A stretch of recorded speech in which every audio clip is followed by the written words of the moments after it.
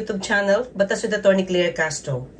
Ang pag-uusapan natin ngayon ay yung reaksyon ng ilang mambabatas patungkol doon sa sinabi ni Senator Robin Padilla na masyadong matapang o natatapangan siya sa mga ginagawa ngayon ni PBBM tungkol sa West Philippine Sea issue.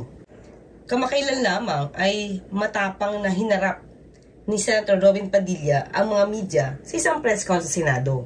Tinanong siya tungkol sa kasalukuyang nagaganap dito nga sa West Philippine Sea. Masyado akong natatapangan sa presidente natin, sa mga desisyon niya. Magpaliwanag ang Malacanang sa kanyang mga ginagawa para mas maintindihan ng taong bayan kung ano tong mga drastic decisions na ginagawa nila. Ang matapang na si Senator Robin Padilla ay mukhang nabahag ang buntot nang sabihin niya na natatapangan siya sa mga ginagawa o nasasabi ni PBBM patungkol sa West Philippine Sea. Itong polisiya ni dating Pangulong Duterte ang mas gusto niya. Kaya ang linaw po na nung panahon ni Pangulong Rodrigo Roa Duterte, hindi naman tayo nagkaroon ng ganitong klaseng escalation. Ang nangyayari noon, kapag may nangyaring medyo mabigat, nadi-de-escalate siya kaagad. Ngayon lang kasi ito medyo lumaki na lumaki.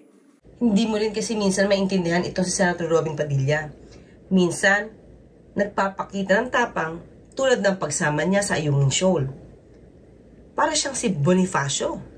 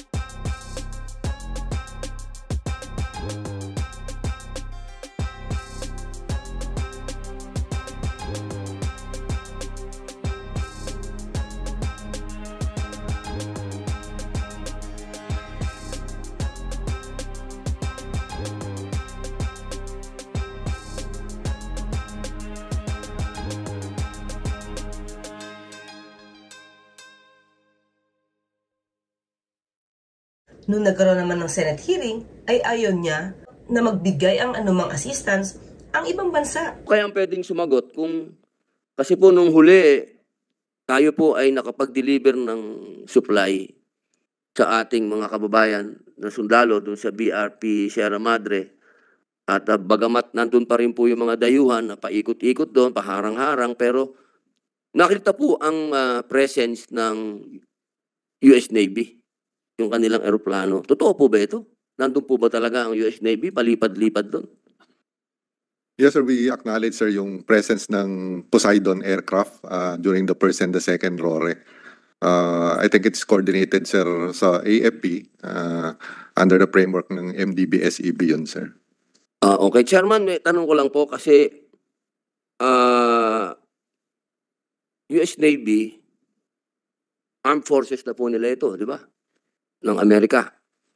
Yung ating po, yung gamit ng dayuhan ay Coast Guard. Wala po ba tayong nababiolate doon? Na ang Coast Guard po kasi parang civilian din naman yan in nature. Tapos tayo, meron na tayong, ina-accept po natin na meron na tayong armed forces doon ng US at Philippine Armed Forces na nandun sa paligid. Sir, yung activity po ng Chinese Coast Guard doon, yun po yung illegal. Yung pong presence ng US military at saka ng Coast Guard and Philippine military doon sa exclusive economic zone natin is within our right po, Army, Navy. Sir, Army, Navy po ang sinasabi nyo, Chairman. Ang sinasabi ko po, Coast Guard. Under po sa kanila yung Coast Guard, yung militia. Ay, tama po ito, under ninyo itong armed forces. Hindi po. Civilian in nature. Sir, binibigyan nyo ng ibang ibig sabihin ng Coast Guard. So, ibig nyo sabihin ng Coast Guard, iba ang definisyon ng China? Opo. Wow. Ang sinasabi ko lang po dito, sa matagal na panahon, 6 na taon po tayo na wala namang ganitong kalaking escalation. Nandito na po, may third party na. Ito po ba, isang ayon pa kayo, Professor, na may third party na dito? 6 na taon na wala naman tayo. Cat and mouse lang naman tayo dyan. Ngayon, meron ng, sinasabi niyo po ba na pagka ito ay nag-escalate, papayag kayo na tayo yung mapunta sa escalation nito? Well, una po, no, yung sinasabi po nating escalation, in the first place po, nauna pong mag-escalate ang China dyan nung tinayo po nila yung 3 military bases dyan sa loob ng Spratlys, Mischief Reef, Scarborough Shoal, at Pirate Cross Reef. Mayroon pong 2 reconnaissance aircraft ang China, nakagaya nung sa US, na naka-station po sa Pirate Cross, kung hindi ako nagkakamali, at manamataan na rin sila dun sa ibang bases nila. Ayaw niya may umiikot-ikot na para baga nagbibigay ng assistance ang US habang nagkakaroon ng resupply mission. Ang tapang ng pinapakita niya rito. Pinagmamalaki niya palagi ang pagbisita niya sa Ayungin Shoal, na para bagang kayang-kaya niyang magbalik-balik sa Ayungin Shoal nang walang anumang problema. Yan si Senator Robin Padilla. Pero ngayon, na napapadalas ang pag-water cannon ng China Coast Guard sa ating sariling vessel na gumaganap lamang ng resupply mission, nag-iiba ang ihip ng hangin dito kay Senator Robin Padilla. Nagpapakita kasi ng pagtutol ang ating gobyerno, lalong-lalo na si PBBM, sa nagaganap ngayon sa atin dito sa West Philippine Sea. At nais pang paimbestigahan ni PBBM itong sinasabing secret deal na di umanong pinasok ni dating Pangulong Duterte. So, ano ngayon ang sinasabi ni Senator Robin Padilla? Natatapangan siya sa ginagawa ngayon ng administrasyon. Our independent foreign policy compels us to cooperate with them on matters where our interests align, to respectfully disagree on areas where our views differ, and to push back when our sworn principles, such as our sovereignty, our sovereign rights, and our jurisdiction in the West Philippine Sea, are questioned or ignored. Nanindigan din ang Pangulo nang matanong tungkol sa pagkakaiba niya sa foreign policy ni dating Pangulong Duterte at pagiging assertive sa pagtindig sa ating karapatan sa West Philippine Sea. When I came into office, we simply have no choice. We must defend the territory of the Republic. And that is a primordial duty of a leader. Mas natatapangan siya sa nangyayari ngayon kesa sa panahon ni dating Pangulong Duterte na sinasabi nga may secret deal pa dito sa China. Kaya nga sabi ko, why are you so sparing? Gusto ninyo, gawain na lang ninyo kaming province, Fujian, pati Philippine province of China. Di wala tayong problema. We say, libre na lahat. Sabi niya, in front of the witnesses that I brought along, just to make sure that I will be correct all the time. Be prudent about it. Sabi ko, magdig ako ng oil. Sabi niya, in whisper, you know, Mr. President, please do not do that. Please do not do that. You will just sour up, or, you know, we have a new beginning here, new friendship found. But if you do that, he said in the almost whisper, there will be trouble. Ito nga, sinasabi niya natatapangan siya. Pero meron naman siyang kakaibang suwestyon. Ang sabi niya, bakit daw hindi rin natin i-water cannon? Binobomba sila ng tubig. Ilang beses ko nang sinabi, ba't hindi tayo mambomba din ng tubig? Bakit ba lagi na lang, tayo na lang lagi ang mukhang aping-api doon? Ba't wala ba tayong pambomba ng tubig para makaganti man lang din tayo? Hindi ba mas matapang itong kanyang suggestion kaysa sa mga pinapanukala ngayon ni PBBM dito sa West Philippine Sea issue? Pinag-iisipan ba ni Senator Robin Padilla yung kanyang mga sinasabi, itong kanyang suggestion? Ano nga ba ang sinasabi ng mga eksperto sa katulad itong suggestion ni Senator Robin Padilla? We have a chain of command. We respect the guidance of our president. The guidance of the president is that we should not be provoked. We should not be the reason of intensifying the escalation for China to justify, to once again, bring the next level of aggression kung ano man ang plano nilang gawin. We have to maintain professionalism in dealing with this kind of bullying of the Chinese Coast Guard. The high emotions that you feel, multiply it to 2, double it, that's perhaps the same level of emotion that our Coast Guard personnel on board are also experiencing. Hindi nga daw tayo dapat gumante ng pag-water cannon. Ayon kay Commodore J. Tariela, spokesperson ng Philippine Coast Guard sa West Philippine Sea, hindi daw tayo dapat gumanti ng water cannon din. Hindi daw tayo dapat maging dahilan para mag-escalate ang tensyon. Sinabi pa niya, hindi tayo ang dapat maging reason para maging excuse para ang Chinese government ay dalhin nila ang kanilang warships dito sa ating bansa. At pagkatapos nun ay maaari pa daw tayo mabaliktad na tayo yung nagpo-provoke. Ayon din sa Philippine Navy spokesperson na si Commodore Roy Vincent Trinidad, any misjudgment may lead to massive repercussion. So, itong mga ekspertong ito, sila rin nagsasabing hindi dapat gumanti ng pag-water cannon dahil baka tayo pa ang masabi nagpo-provoke sa China at maging dahilan ito ng hindi inaasahang gyera. At yun ang ayaw na ayaw ng Pilipinas, lalong-lalo na ng kasalukuyang administrasyon.